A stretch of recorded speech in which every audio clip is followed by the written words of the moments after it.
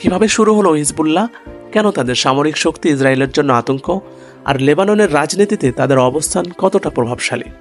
আজ আমরা জানব হিজবুল্লাহর বাস্তব ইতিহাস, কার্যক্রম এবং বিশ্ব রাজনীতিতে তাদের ভূমিকা। 1982 সাল ইসরায়েল লেবাননে হামলা চালায়।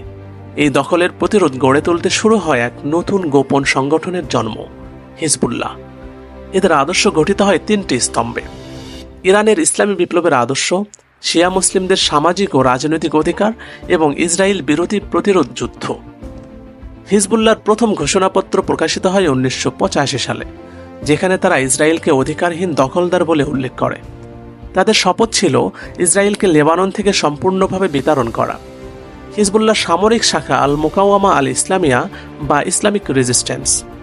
তারা গেরিলা যুদ্ধ, স্নাইপার হামলা, আত্মঘাতী বিস্ফোরণ এবং অত্যাধুনিক রকেট সিস্টেম ব্যবহার করে।